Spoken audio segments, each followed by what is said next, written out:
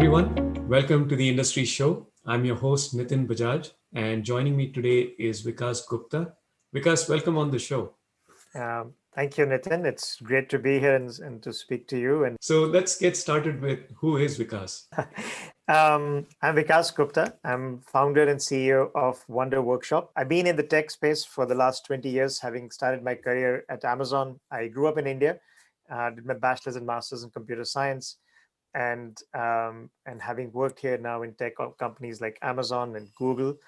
And for the last 10 years or so, I've been working on Wonder Workshop. It really brings my personal passion of helping kids be good at what they do and giving them tools to grow up as inventors in this country, in this century, and also combining it with my my professional love for building things and bringing products to life. And that's what we've been doing with our robots called Dash, Dot, and Q. So I think that's, I would say, is who I am, and it's defined by the work I do. Tell us more about Wonder Workshop, how it got started. So we started the company back in 2012. I was at Google and at that time, and in 2011 I had my first child. My daughter was born, and that's when I started thinking a lot more about children, especially with my daughter at that time. We had these devices at home, and I was thinking and asking myself, if I give my daughter an iPad or a tablet or a computer, given the fact that it's always connected, she has access to unlimited content through these devices, is this device going to make her dumber, or is it going to make her smarter? And as a parent, as an entrepreneur, as someone who is a responsible citizen, how can we change and influence that? That's what led me to founding Wonder Workshop, with the goal that can we use these devices as tools for children to create and not merely consume. So that's what the objective we founded the Wonder Workshop with. And along the way, we figured out, what's the best manifestation of the product needs to be. And that's why we created Dash, the robot, as the first product. Now, 7 years later, or 8 years later, we've now shipped more than 600,000 robots to customers around the world. We work with more than 25,000 elementary schools in the US, across more than 4,000 school districts. That's nearly 1/3 of the school districts in the US. We host an annual robotics competition. We've been doing that once a year since 2015. And last year we had nearly 5,000 teams from 91 countries. Tell us, what the competition looks like, how the sales have trended over the last 5 to 7 years, and where are we going from here? So for us, we've seen a continuous growth in terms of adoption in schools. When we first started, we were bridging both consumer and education, which we continue to do today. But I would say the consumer side, which is parents buying it for their kids as a learning tool, was the bigger part of our business.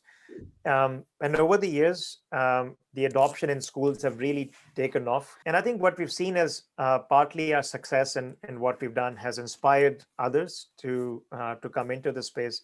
This year, there's an independent study that came out from a University of Cologne in Germany, where they selected 4 the best products. They took Dash robots, microbits, which kind of grew as a rage all over the world, Apple Swift playgrounds from Apple, and Lego, and then did a study with their teachers to figure out which is the best tool. And they came out and recommended Dash as the best tool for teachers to use and the one that students engage with the most. And obviously, Dot and Dash have traveled around the globe. They've been to just not been to Antarctica yet, I think. So you need to work on that. Yeah, that's true. But they've been to the White House. They've been highly recommended. You also mentioned Belinda Gates. Yeah. They've got mentions from the biggest, the brightest, and the best. Yeah. Where are they going next? You're right. Dash and Dot have been to the White House. They've been in space, believe it or not. And so it's good to see that happen. I think for us as a company, the next step is to really figure out how we can help schools and school districts do one-to-one implementation in their schools, in their classrooms, in their school districts, and do it affordably. So this year we launched a virtual robot. So essentially you can take all of our software, our apps, our content, our curriculum, and all the tools, and you can use them with a virtual robot right within the apps itself. and then transition the same programs to use with the physical robot. Hmm. And that allows school districts to really adopt a solution that can meet the needs of all their children, whether they're at home and due to the pandemic, they're in a hybrid model, they're in person, and no matter what model they have, they can actually have every child have access to the right tools. And because we work with virtual robots, we can actually have the cost of implementation to be a lot lower than if they were trying to do a physical robot with every child.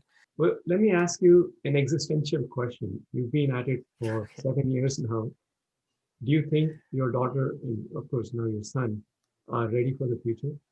I think I would say that, when I work with my kids or, with our product work with other kids, more than just science and technology, I think one of the first skills that we need to teach our kids is perseverance and grit.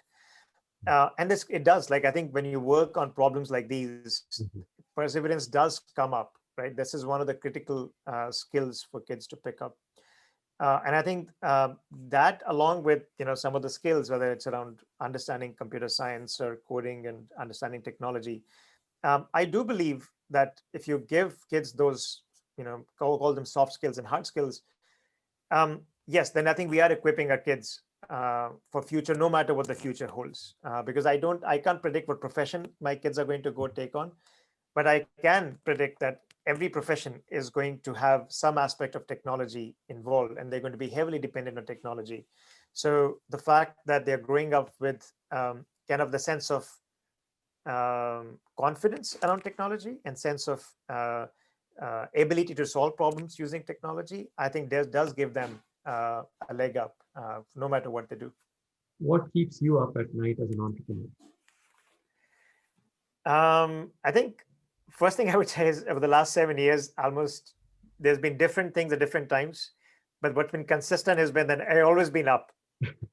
Right? So it just matters, what keeps me up has changed. So I think what I feel good about current times is that we've solved, or we've become fairly good at a lot of the operational aspects of our business. And I think what I would say keeps me up for most part at the moment is as we power through the pandemic, because pandemic definitely has affected our business. We work with physical robots and physical computing, and that has definitely been affected because school budgets often get diverted to the core subjects. Mhm. So as we power through the pandemic, and we're doing coming out of it, looks like well, how do we then look for growth as a company? How do we engage back with our customers who've been distracted all this while? And how do we really, the world post-pandemic has changed. As I mentioned, every child has a device now. Distance learning is a bigger part of our everyday lives. A lot of parents are working from home.